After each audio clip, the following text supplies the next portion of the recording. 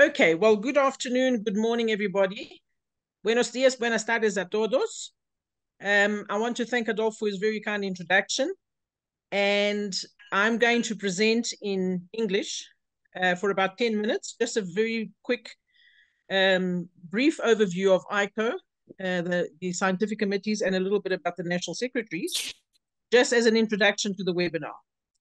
I am a member of the scientific committee on mining, occupational safety and health, MINOSH. So I will be talking about that particular scientific committee when I give examples of the output of scientific committees. All right, so as Adolfo said, I'm going to present a summary of the scientific committees, and my affiliation in terms of ICOH is National Secretary currently for South Africa. And then I have been the past Vice President for scientific committees for 2 triennia. So I have come to know how the scientific committees work very well over the last 6 years. My other affiliations are indicated here on the slide. South African Society for Occupational Medicine, the University of Pretoria, which is my employer, and Workplace Health Without Borders. And then just to let everybody know that this webinar has 4 presentations, 4 speakers. 2 are in English and 2 are in Spanish. If you would like to receive the recordings with the translations, in the chat box, please put your name, your country, and your email address, so that when the recordings are available, we can share the link with you. I just want to say there's some interference in the back with somebody speaking. Okay. All right, so many of you may be ICOH members in the audience, and some of you may not be. So this is the ICOH website, International Commission on Occupational Health. This is the landing page of the ICOH website. So if you go onto the website, there's lots of information that you can navigate yourself to find out more about this commission. It's more than 100 years old. It was established in 1906. And we have currently around 2,000 members, more than 2,000 members around the world, in a number of countries, more than 100 countries. ICOH works, is an NGO, and it's recognized by the United Nations, and it worked very closely with international organizations like the International Labour Organization and the World Health Organization. I just want to go back just to show you here. So when you get onto the landing page, you can have a look and see what's at the top. There's a whole lot of things that you can click on. And then I want to show you on the side, on the left-hand side, if you scroll down from that, on that first page, you will come to ICOH organization, where you can look up who the officers are. So that's the president, the secretary general, and the 2 vice presidents, plus the past president. The board members. We'll have a list of scientific committees with their leadership. So each scientific committee has a chair and a secretary, and their details are there.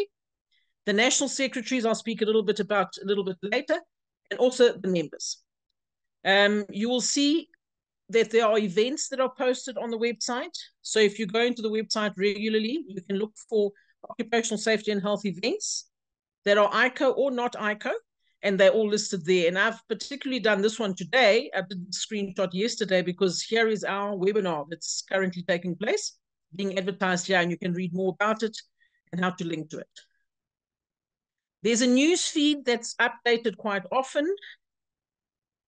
The last one that I wanted to show you here, ICOH 2024 Congress proceedings. So we've just had our Congress in Marrakesh at the end of April, beginning of May, and the proceedings have now been published in Occupational Medicine. So you can actually go into it. This is in public domain, so you can go into it and you can access that issue and look at the abstracts of what was presented. On this side over here, you'll see there's a private area. When you become an ICOH member, you can then access the private area and get other information. Also on this side, you will see you could access some information about the Congress that was held in 2022. Because of COVID-19, we had to postpone the Congress from 2021 to 2022, and it had to be held fully virtually. So for the first time in ICOH's history of more than 100 years, it was the first time that we had a virtual Congress. The Congresses happen every 3 years, and it's always in presence.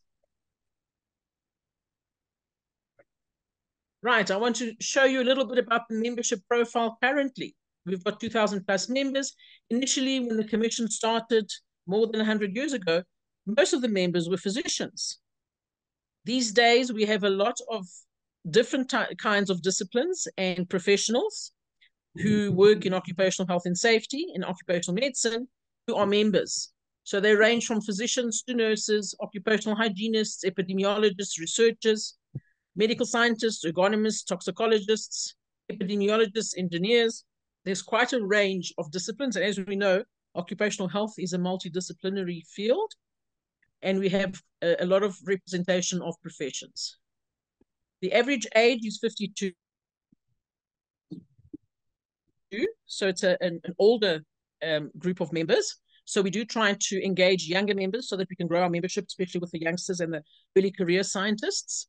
And the gender distribution, as it was at the end of the triennium of 2018 to 2021, was 60% male and 40% female. Also, just to show you what countries the members come from. So initially, it was a lot of members from developed countries. And as you see here, the low-income countries and the middle-income countries have now taken over the bulk of the membership, being around 60% versus 40% of the high-income countries. So it's a good sign that we're having development in occupational health and safety in the LMICs and not just in the high-income countries.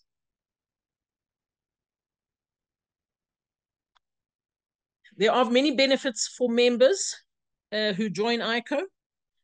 You can participate in 3 scientific committees. We'll speak about that a little bit later. You can access the website with all various resources. There's an ICOH newsletter and other publications that are made available. There's some funding. The Congress attendees from developing countries are eligible to apply for a grant to attend. And they also have more reasonable registration fees because they're from LMICs. There's some fellowships. The ILO Master Fellowship is awarded at the Congress. There's some student awards. ICOH is on social media, so you can keep up with what's happening. And there's certain international journals that are discounted for ICOH members. The subscriptions are discounted. Those are just a few. The current ICOH members can contact their national secretaries to find out more about ICOH if they need assistance, and I'll speak about that also a little bit more. So the ICOH has quite a large network of national secretaries or regional secretaries. So not every country that has ICOH members has an ICOH national secretary because it depends on the number of members. So some countries have very few members, so they will not have a national secretary. But then in the region, you can contact one of the secretaries in the region and communicate with that national secretary about your queries about ICOH. And national secretaries can put you in touch with all sorts of good resources and also occupational health and safety societies in their country or in the region, and let you know what you need to do to join. If you want to be an ICOH member, they can give you all that information. Your application has to be endorsed by 3 ICOH members in good standing. So the national secretaries are in the right position to let you know, which ICOH members you can contact to request the endorsement, for example. So this map shows the distribution of the national secretaries. So as you can see, in the developing countries, we have got quite a fair number of secretaries coming up, you can see. So as the network grows and the membership grows, and in each country more members being admitted into ICOH, then more secretaries are then nominated or elected. Right. ICOH has 38 scientific committees. Most of these committees hold their own regular symposia, scientific monographs, webinars, and they review the abstracts that are submitted to the ICOH congresses. So these are the ones that we have in existence. For a very many number of years, we had just around 36 or 37 scientific committees. And very recently, we had the addition of a 38th. At the bottom in red, biohazards and occupational ¿Cuál es health. su hija querida? And Please, this became, please close the microphones. Oye, Fela, bien, so this became very evident that we really did need a scientific committee dedicated to biohazards and occupational health with the recent pandemic. So the precursor to the scientific committee, which was a very active working group of ICO, occupational infectious agents, has now become the scientific committee on biohazards and occupational health. Right, and the reason that I've highlighted some of these in yellow is to give examples. I said that as an ICO member in good standing, you can join up to 3 scientific committees. I'm speaking particularly today about the Mining Occupational Safety and Health Scientific Committee, which is called MINOSH for short. And what I've highlighted in yellow is just to give you an idea. If you are an occupational health and safety professional or physician or nurse working in the mining sector, you may have an interest in joining that particular scientific committee, Mining Occupational Safety and Health, as well as some others. And for example, depending on what sector you're in, toxicology of metals or vibration and noise, as we know that these are hazards that are very prevalent in the mining industry, or occupational health and development, as the mining sector is a growing sector in LMICs, both formal and informal mining. Or you may be interested in also joining industrial hygiene, because that's also very linked to mining. Thermal factors is another and one of the other hazards that is often seen in mining workers. Occupational toxicology, respiratory disorders. We know that exposure to silica and silica dust and all sorts of other chemical agents can cause respiratory disorders. So it's just to give you an example that if you're a member of the Mining Occupational Safety and Health, if that's the one that you join, you can join another 2 that are aligned with your work.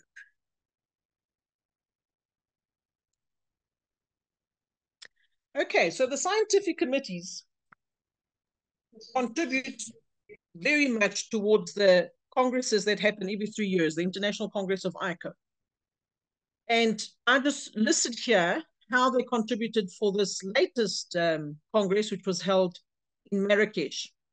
So the scientific committee members recommended plenary and semi-plenary speakers. And from their recommendations, we came up with the scientific program, having 1 opening keynote, 10 plenary keynotes, and 32 semi-plenary presentations. Then most of the special sessions were organized by scientific committees. So the special sessions are sessions which involve invited speakers, and they are not peer-reviewed. So most of them were organized by scientific committees. We had a total of 74, although some special sessions were also organized and presented by entities that are not related to ICO or that were working in collaboration with scientific committees and ICO. Then the scientific committee members served as reviewers to review the abstracts that are submitted to the free paper session topics, of which we had 51 in Marrakesh, for both oral and poster presentations. The scientific committee members chair and moderate the Congress sessions, and they attend their business meetings. And at this particular Congress that we've just had, we also organized meet and greet sessions for both the scientific committees, for the leadership of the scientific committees, and also for the national secretaries. So these posts, any leadership post within ICO can be held for a maximum of 2 triennia, so 6 years, 2 3-year terms. So very often at the congresses, it's time to get a new secretary or a new chair coming into their post. So it's a good time for old and new secretaries and old and new scientific committee leadership to meet. So that's why we organize those sessions. Then ICO and the scientific committees produce a number of outputs. For example, the ICO triennial reports are published at the end of each triennium, and they contain reports from each of the ICO offices. So it's the president, the secretary general, and there are 2 vice presidents who report on the activities of the national secretaries and on the scientific committees. The outputs from the scientific committees are reported in a full composite report on the scientific committees. So that report is arranged and drafted, put together by the Vice President for Scientific Committees. And that particular long report includes highlights from the scientific committees, which are examples of their major projects or outputs and their focus areas. It includes tables of scientific events. It's a comprehensive list of all conferences organized or co-organized by the scientific committees. And then at the end of the report, it concludes the individual reports from individual scientific committees. So each scientific committee put the report together, submits it, and those are also included. And it gives more detailed information on the objectives of each scientific committee and the accomplishment during the triennium. It's also a good document to look at when you're looking for collaboration possibilities, if you want to see who's doing what and what scientific committee is planning or has done, and it's for your interest, and you can always contact their leadership, which is available on the website for you to see. Contact. So I've highlighted here the ICOH report for 2022-2023. This one is available in the news feed of ICOH. If you want to go in there and have a look at it, you'll have a good idea as to what ICOH accomplished during the previous triennium. And there's also a list of what presentations, what sessions were organized for different congresses, etc. And you can have a look at that just to get a better idea about what the scientific committee mandates are and what their outputs have been. So, like I said, I'm a member of the Scientific Committee on Mining, Occupational Safety and Health, MINOSH. And the next few slides are just to give you an idea of what this scientific committee has done over the past two triennia, starting in 2017. So they have managed to organize, they were formed in 2015, and then they organized their first international conference of the scientific committee in August of 2017. And it was the International Scientific Conference and Workshop on Occupational Safety and Health, and it was held in Denmark. And at that first conference, the scientific committee decided to start a dedicated effort to prevent tuberculosis among miners. And this initiative that was led by two of their members, namely Marilyn Fingerhut and Perry Gottersfeld from the USA, had a great influence on the United Nations statement, which was released in September of 2018, where a special effort by governments was highlighted to prevent silicosis and tuberculosis among miners and other workers exposed to silica dust. The second conference they organized in 2019 in Bali, in Indonesia, in collaboration with a local conference, which was the 13th Indonesian Occupational Medicine Update. So this scientific committee encourages networking, meetings, and scientific events in order to promote ideas and to share knowledge and experiences about the individual and workplace health and safety promotion for mining entrepreneurs and their employees worldwide. The scientific committee is not limited to, but it has a special focus on the most vulnerable groups within mining. For example, the small-scale miners, women and children living in the mining communities as well.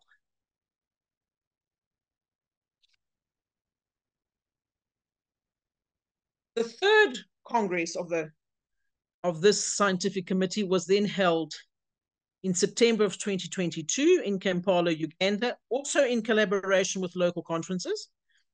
And at that conference, they also organized a virtual session for those people who could not attend in person. You could register and attend virtually one of the sessions. During these 6 years that I got to know them very well while I was vice president, the scientific committee contributed to and co-organized other conferences as co-collaborators, although invited to present. And they also organized and hosted webinars and business meetings. They were very good about drafting and disseminating numerous newsletters to the members so that they could keep them informed on the updates of their activities and also to share global knowledge related to occupational safety and health in mining. And I've listed here the webinars that were presented during the previous triennium. So they presented you can see the different types of disciplines: beyond compliance towards a preventive culture by Vision Zero, a global strategy for safety, health, and well-being. This was a two-part webinar. The next one was the promise and potential consequences of screening tests for early detection of silicosis and silicotuberculosis. And then one on the update on silicosis detection and relief and sharing of experiences, just to give you an idea of what their outputs have been. And they've been very active. And then over the congresses, over the past two triennia, so if we look at 2018 in Dublin, Ireland, 2022, which was the virtual one, it was supposed to have been in Melbourne in 2021, it was postponed and virtually held. And in 2024, earlier this year, which was in Morocco, these are the topics that they presented and organized as special sessions and free paper sessions. So they reviewed papers that were submitted to the free paper sessions on the topics, and they organized the special sessions and organized the speakers to present. So you have a look at the topics: mercury-free gold mining, mining occupational health and safety, hazards and good practices in formal and informal mining, occupational safety and health in small and large-scale mining, occupational health in remote locations, preventing TB and lung disease with silica dust controls, adverse human health and safety impacts of chemical use among small-scale miners and their households and communities and interventions that go with that, and then occupational safety and health in mining and prevention and control of strategies in small and large enterprises. So that's a handful of topics that they developed for the, to be included in the scientific program of the International Congress of ICOH.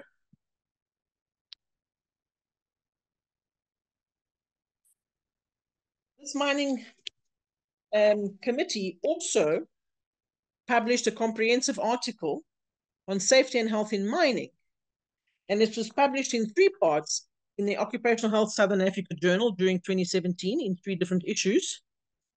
And from the responses received, these papers are likely to have had a positive impact by disseminating knowledge in the field of occupational safety and health in mining, and they are accessible in the public domain at the website of the journal. So that's another example of an output of what they published in 2017. I wanted to highlight this particular paper. So this is another example of a high impact publication by a member of the Scientific Committee on Mining, Occupational Safety and Health, Perry Gottersfeld, who is the Director of Occupational Knowledge International. This paper, titled International Silica Standards, Countries Must Update Exposure Limits, was published in the International Safety and Hygiene News in October 2018. So these silica standards help increase awareness of the worldwide burden of silica exposure and silicosis, even if they are ignored in many countries. In this article, there is a table that lists occupational exposure limits for respirable silica dust for various countries. But many LMICs are not listed as they have no standards. In summary, we can see that individual members of the Scientific Committee of Mining, Occupational Safety and Health have worked on documenting occupational dangers, trying out solutions in mining, and they have shared their experiences by participating in conferences and publishing in scientific and public journals, and thus contribute to creating a positive impact. Just before I end off, I just wanted to say that throughout the 2 triennia that we've just come through, we've had quite a challenging time brought on by the pandemic, which obviously has extended beyond the years of 2020, 21, and 22. But the scientific committees of ICOH the members have continued their efforts to remain active in research, in advocacy, advisory and service delivery endeavors, and to make valuable contributions to global occupational health, even though they were facing constraints and barriers. The scientific committees continued to use online platforms to hold virtual meetings, conferences, seminars, and webinars. They collaborated to hold joint events, and they contributed to the Congress that was held in 2022 digitally, and to the one held recently in Marrakesh, in many ways, as I've illustrated. Over the last triennium, the ongoing perseverance of the scientific committees and their members has ensured that valuable outputs have arisen from their collaborative work with other scientific committees, just with their own members, or also with non-ICOH organizations such as the WHO and ILO. And examples of these are the publication of scientific papers, book chapters, position statements, survey findings and technical notes, the drafting of conference declarations, and the development of handbooks and guidelines and presentations at many conferences. So the outputs are very valuable resources for the professionals working in occupational safety and health. So I thank you for your attention. My contact details, my contact emails are listed here. And then I just wanted to reiterate again that this webinar is being recorded. The recordings are respective, and their respective translations into English and Spanish will be shared with participants who request this. So in the chat box, please provide your name, country, and email address if you would like to receive a link to the recording. So thank you very much, and my best wishes to you and sunny regards from South Africa. Thank you.